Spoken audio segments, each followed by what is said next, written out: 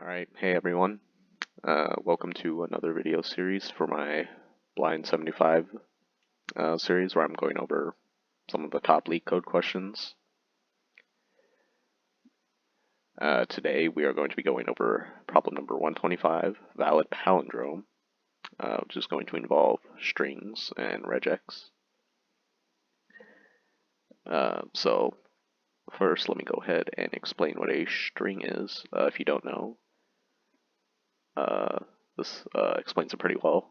String is basically just a sequence of characters, and some languages don't actually have a formal string object in it, like C. So this is how they implement strings. They use a character array, and so each index of the array denotes a character, and that all together makes up a string. The important thing to know about strings is that they are immutable objects. What this means is that once they are created, you cannot change them. The only way to do that is to create an entirely new string. You cannot, edit an existing string. It's pretty much any changes that you make on strings, like replacing characters or converting it to upper or lowercase, that's making a new string in memory or pointing it to a new address. So that's what it means for an object to be immutable, because you cannot change it once it has been created and put in memory.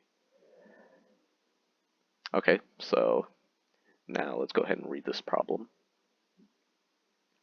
A phrase is a palindrome if, after converting all uppercase letters into lowercase letters and removing all non-alphanumeric characters, it reads the same forward and backward. That's what a palindrome is. Alphanumeric characters include letters and numbers. And so we're given a string S, and then we want to return true if it is a palindrome, or false if it is not.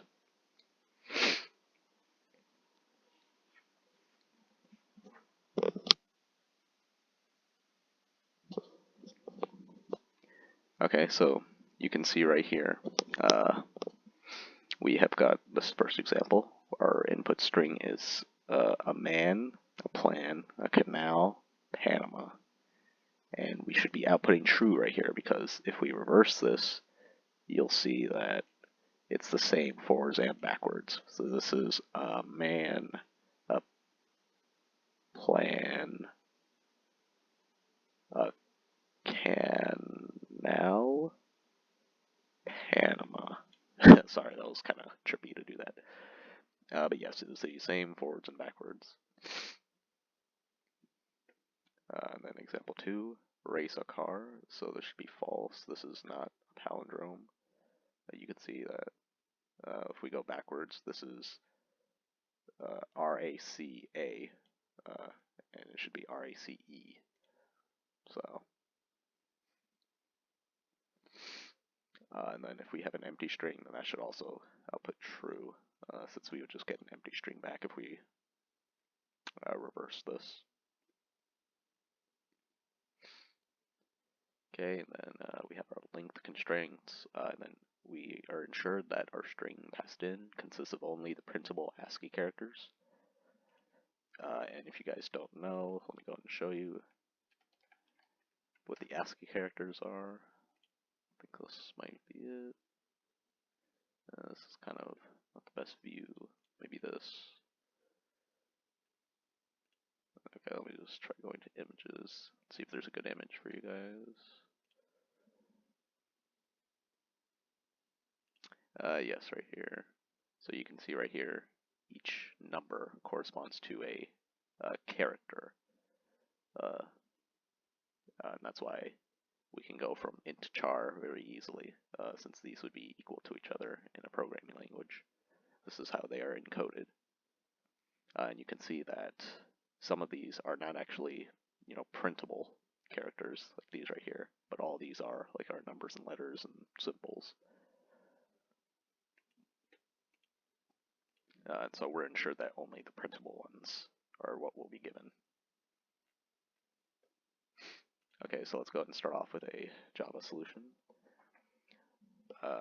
So first I'm going to show you guys a solution that involves 2 pointers, no regex.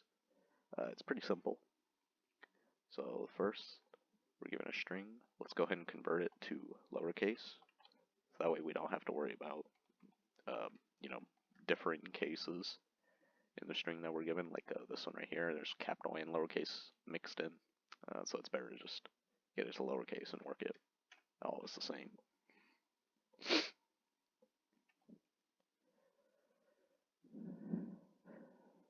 Okay, so now we want to set up some variables right here. I'll set I to 0 and j to be the length of the string -1. This is for setting up our loops, or starting and ending. And I'm going to do a while loop right here. So while I is less than or equal to j. And then inside this loop, we're going to be doing some smaller loops, where we're going to be doing some checks on what the characters are equal to. So first, go ahead and do while. Let's go ahead and check if I is less than, still less than the length of the string. So that way make sure we're not going past it and out of bounds. And if that's good, then we also want to check in an AND condition using the character object if we are having a letter or digit, I believe is what it is. And then we can do s.char at I. And if this is true, then we'll increment I. And let me go ahead and show you guys character right here, character class. So this is going to wrap the primitive type char into an object, and so now we have some methods that we can call using the character class, which will prove to be very helpful. So if we look here, not here, yeah, right here, we've got a lot of different methods that we can use when we're looking at, a string character by character. We can look at digits, compare them, equals, we can get a name, check if it's a digit or not, check if it's a letter. So we've got a lot of different stuff right here.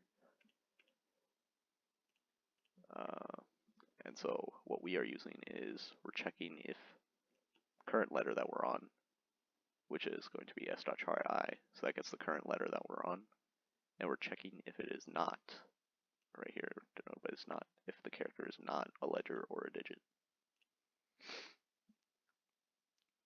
And so if we satisfy these two conditions, we're going to move one character forward. And then we go ahead and set up the other loop, which is going to involve j. So I'm going to check if this is less than or equal to. So this is the this is the first pointer, and this was our second pointer. This is going from one end, and this is going from the other, and they're going to move inwards towards each other. So while this is greater than or equal to 0, and we want to check the same thing.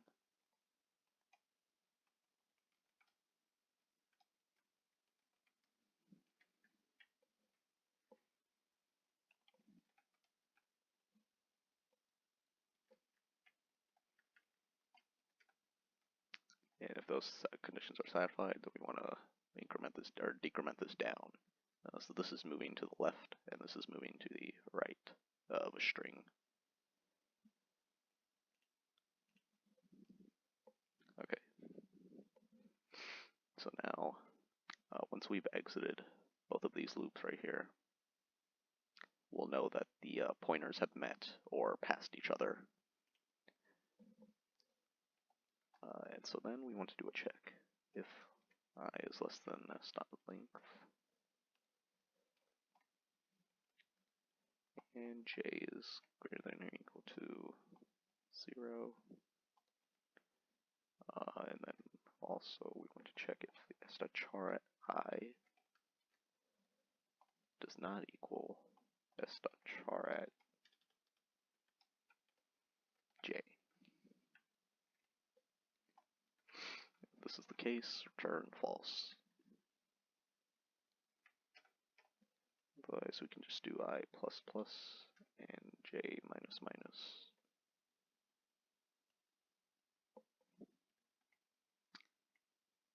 And I believe we can just return true outside this loop.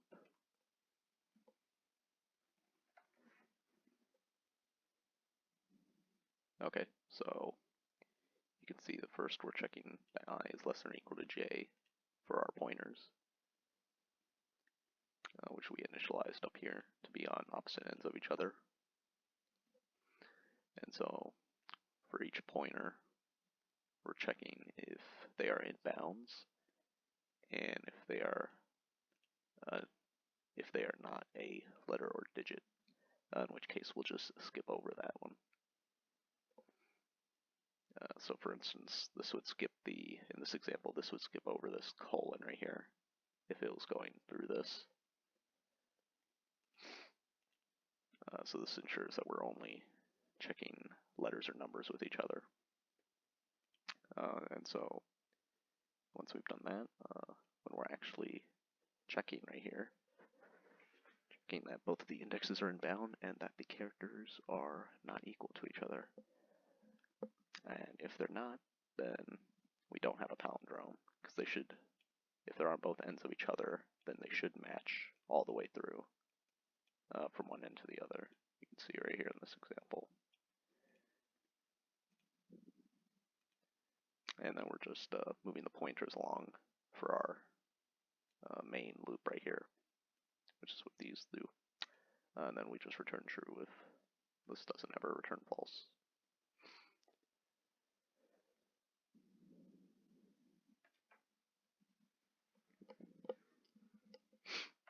Okay, so let's go ahead and submit this, see if it works.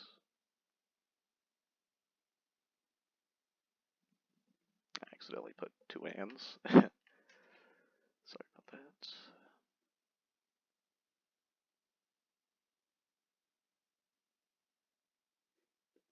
I forgot to declare this an int.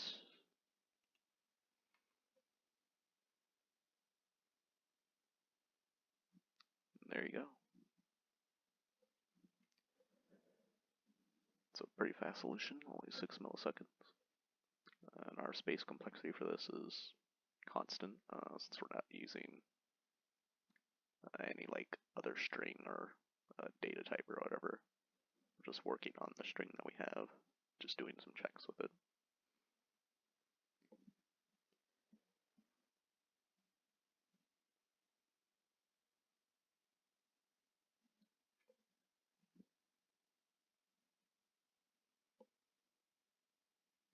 And then the two-pointer approach is going to be order of n, actually, which might seem confusing at first since we have this loop and then we have some nested loops here, so you would think that it would be order of n squared, but we're never actually going over multiple iterations of the loop. We're just starting from one end, or opposite ends, and then going inwards. So we'll be looking at n elements, doing n checks basically at worst.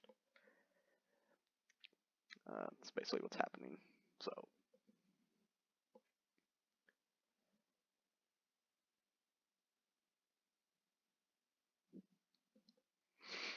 okay, so let me go ahead and comment all this out. And now I want to show you guys a solution using regex, which some of you might want to use. And regex, if you don't know, is regular expressions. So you can type in a certain expression match and then see if you're given input, you can see if any expression is matching to that, and then work with it accordingly. So let me go ahead and just write it out. It'll be easier to see then. So first let's go and check if string is null, which I probably should have done with that first solution. Let's go ahead and create a new string right here. Since strings are immutable, you have to create a new string if you want to make any changes. So we're going to convert it to lowercase. Same deal as before. K is equal to K. Okay, now we're going to do a place all right here.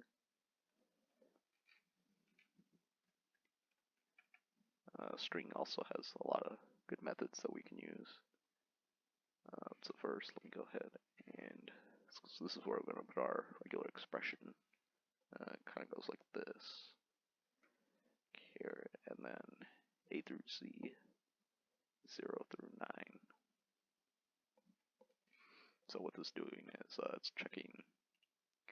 We're going to replace anything that isn't.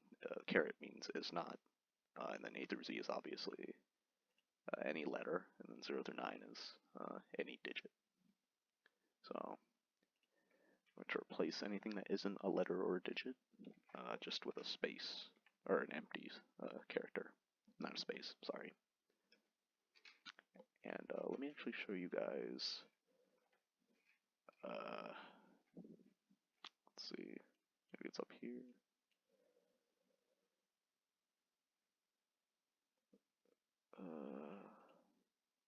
Where's the search? Let's search.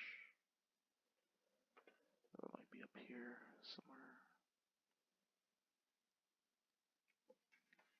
Just try typing string. Java util.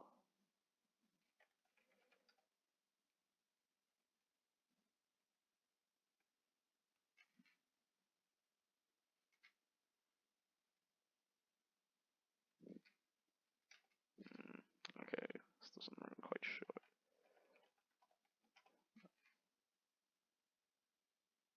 Oh, right here. Okay. I was looking for this. So the string, we have a lot of methods that we can use here as well. So char concat. Where's the replace all at, which is what we're using right here. So you can see that we're taking in our regex expression and then a replacement for what we're replacing. It's going to replace each substring of this string that matches the given regular expression with the given regular replacement. And I would advise looking over all of these and being familiar with them. They're quite handy to use for various string problems. So you can see right here, this is our regular expression that we're putting in. We want the string that we're getting inputted to match this, or anything that satisfies this. So now K has a string that only has letters and digits in it. And so now we can go ahead and set up some pointers again.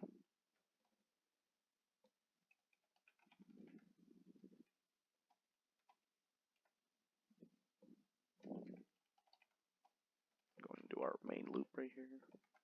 I is less than J.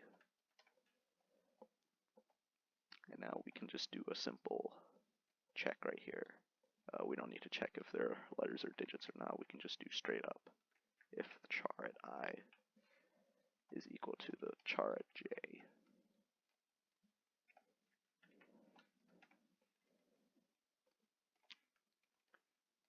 And then we can move our pointers along if they are.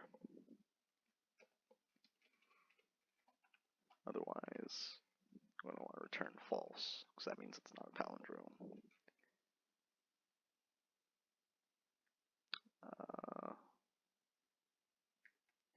Yes, and then right here, we can do a return true. As you can see, this is a lot shorter of a solution, more intuitive really. That's assuming that you understand regular expressions, so I would refresh yourself on this. There's a lot of resources out there to teach you all the different regular expressions and how you can manipulate them. So if you do know how to do this, then this problem is quite simple. You can get a nice short solution like this.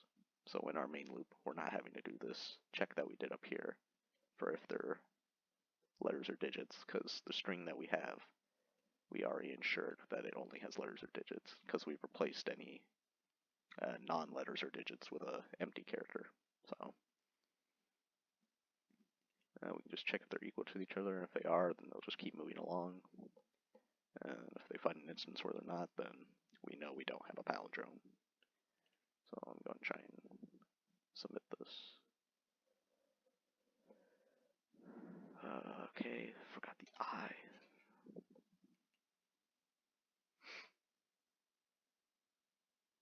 And there you go. So those are two different ways to do this problem. Key part of this is the double pointers, though. But yeah, the regular expressions are optional. If you know them, then they're good to use here. But if not, then you can just use this method up here, or implementation rather, doing these simple checks.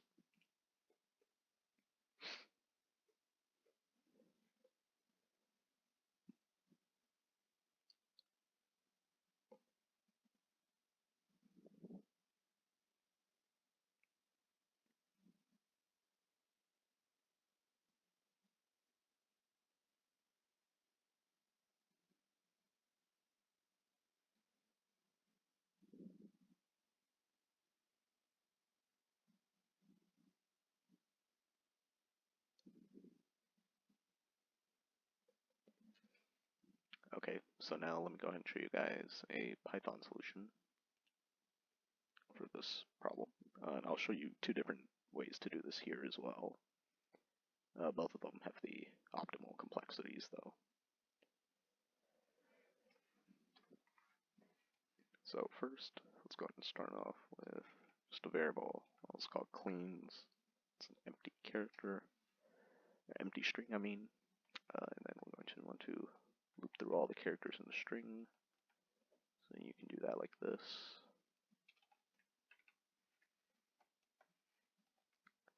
Okay, and then if character at I, or at S, or at I, yeah, sorry, at I, is an alphanumeric character, alnum, then we want to add it on into cleans, which we also actually want to add the lower version of it, so we don't have to worry about case, since strings are case sensitive. And so we'll do that for every, we'll do this check for every letter in the string. So we end up getting a string that only has alphanumerics. So now we want to check our string here. If cleans is equal to cleans, and we're going to want to do a substring right here. This is going to get the last character. Return true, else return false.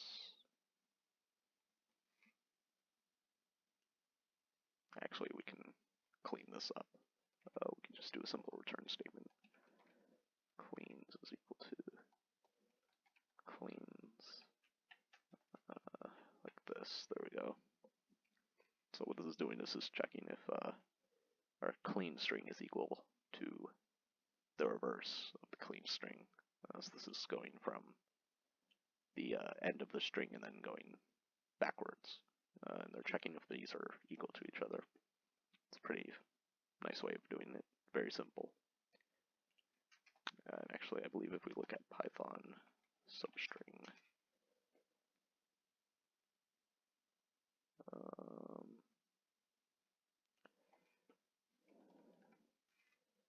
should just be in here.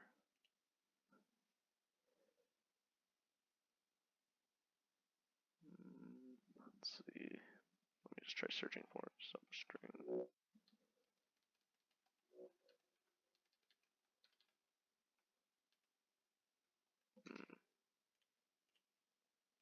Well, I'm sure you guys can look this up if you need to, but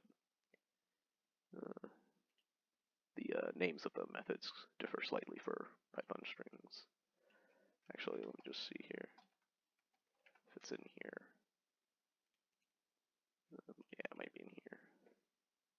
Yeah, so you can see these are the different methods for strings in Python. Right here is alnum is what we used to check if it's an alphanumeric, which is a letter or decimal, or I mean digit, letter or digit. And then where is the substring? It's not showing it, but you don't actually need a method though. You can just refer to it like this. So let me go and just submit this and see if it accepts it. And there you go.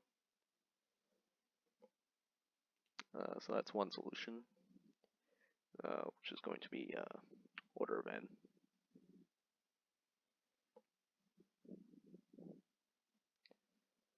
And then now, let me go ahead and show you guys another solution. You can see the Python solutions are pretty short.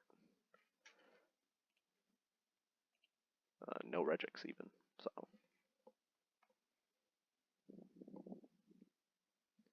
Let's go and do another one. Let's call this L.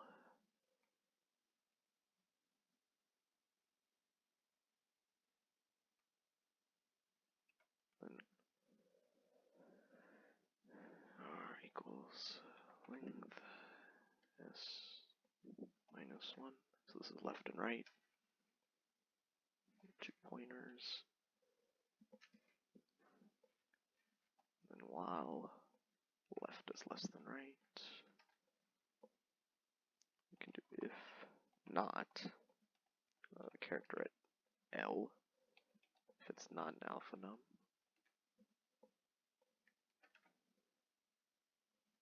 Then we just want to increment the pointer.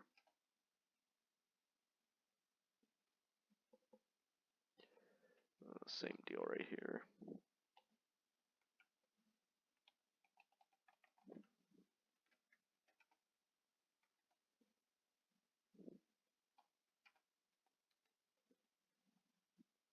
Okay, then we can just do an else.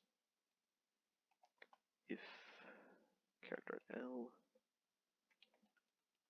lower version of it, is equal to R, lower version of it, L plus equals 1, R minus equals 1, else, sorry, it should be out here, else, return false, and we can just turn true. Okay, so you can see we have our pointers right here, and we got like a main loop right here. We're checking if any of the characters on either side are not alpha nums. If they are not, then we're going to want to move them closer to each other. But if they are, so this is basically actually just skipping them instead of replacing them. This is another approach to this problem. So we're basically not even considering them if they're not alphanumeric characters. Otherwise, we want to check them if they're equal to each other. If they are, we can just move on. Otherwise, we return false. So you can see, let's actually go and submit this, make sure there's no problems. Output false, expected true.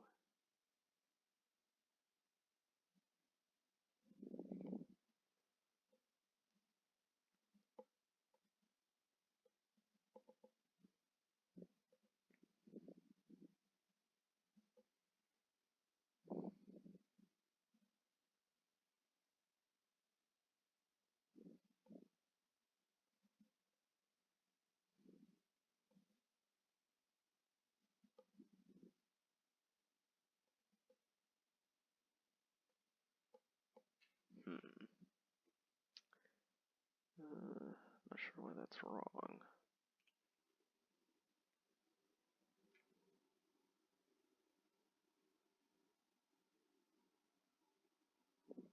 I'll have to look into this. Should be right though. But yeah, the time complexity for this is order of n as well, and then space complexity is constant. This is a little bit longer though than this top solution. So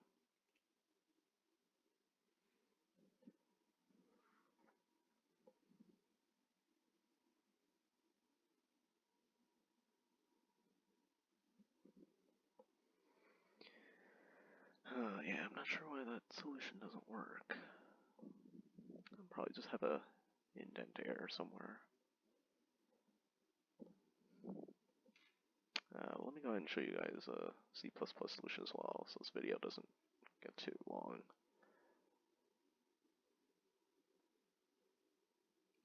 But yeah, you can see that the Python solutions are pretty simple. It's probably the best way to do this problem.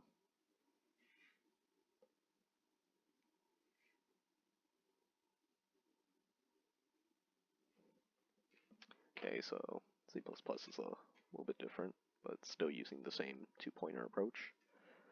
So we want to do a vector, which is how C++ does strings. We're going to make a string or vector of chars without any of the alphanumeric characters. So for auto x, s, if is alnum x,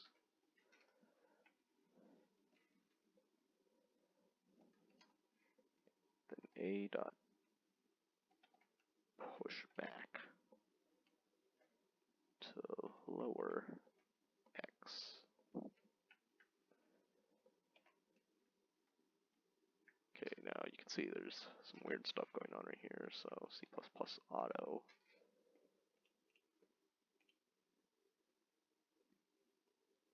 So the auto directs the compiler to use the initialization expression of a declared variable.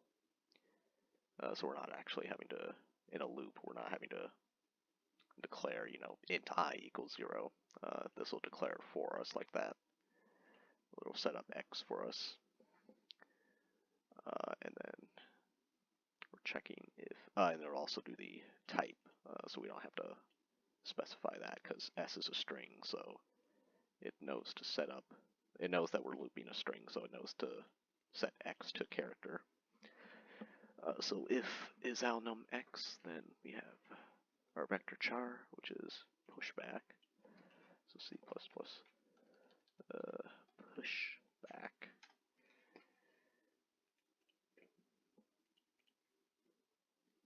Here I see right here adds a new element onto the end of the vector. So we're just adding the lowercase version of x, which is the current string. Okay, so now let's go ahead and check if it's a palindrome. Let's go and do our pointers.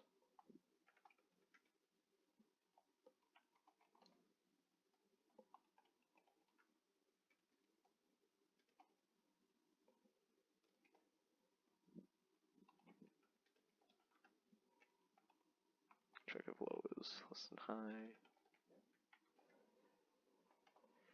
If a character at low does not equal the character at high for our string without the alphanumerics, then we're going to return false. Otherwise, same deal, we can just move our pointers along if they're equal to each other.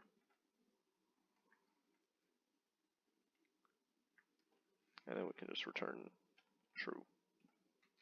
Let's go and try this. Okay, there you go. Success. So you can see solving this problem is pretty much just using the two-pointer solution. Unless you're using Python, though, then you can easily not use that either. But for most languages, you would be implementing a two-pointer solution. It's just a little different in each language, depending on the methods you use and such. So I would get comfortable with the string methods for whatever language you want to use.